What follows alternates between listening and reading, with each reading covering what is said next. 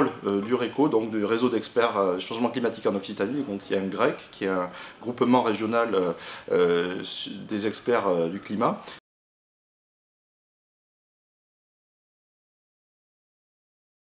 Notre volonté première, c'était d'apporter un savoir scientifique le plus abouti possible, qui mêlait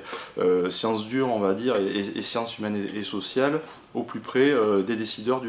du territoire. Et pour ce faire, la mission principale du RECO aujourd'hui se focalise autour de cette médiation scientifique et comment aujourd'hui faire parler ce monde scientifique et politique pour encore une fois prendre des décisions éclairées sur le territoire.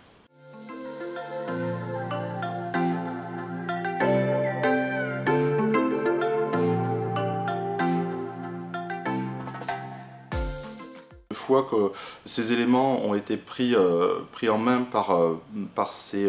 décisionnaires,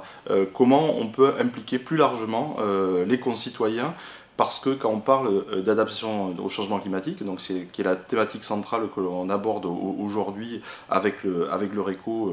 à la dimension donc des territoires et de manière très localisée, puisque à contrario de l'atténuation au changement climatique qui se veut globale,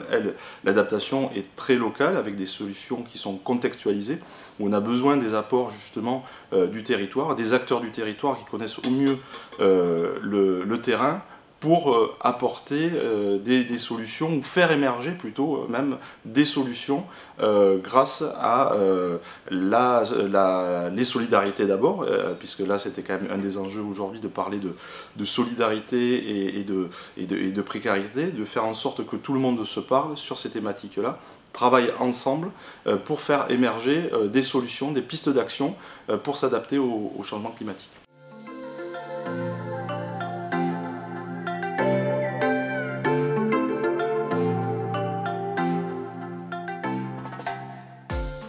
On va pouvoir vivre dans un monde qui reste habitable, vivable, en respectant ses limites environnementales et qui ne sont pas que climatiques. Et d'autre part, de sécuriser un plancher social, donc une justice sociale qui permette à tous de pouvoir vivre dans ce monde, de pouvoir avoir accès à l'éducation, pouvoir avoir accès aux ressources telles que l'eau, etc. Voilà. Et on a un problème aujourd'hui anthropique, de pression anthropique sur son milieu, de l'humain sur son environnement, des humains sur leur environnement. Comment faire qu'on puisse aborder de manière systémique toutes ces problématiques, encore une fois, en faisant que, humblement à notre niveau, nous, associations, avec les acteurs du territoire, on puisse se rencontrer, se mettre autour d'une table et réfléchir, alors grâce à des ateliers, à des fresques, on peut mettre en place tout un tas de choses à notre niveau, mais pour que justement les différents acteurs se parlent et puissent se mettre en action, se mettre en mouvement pour s'adapter et se réorganiser. Donc voilà, le défi, c'est vraiment ça, c'est réorganisation pour passer à l'action.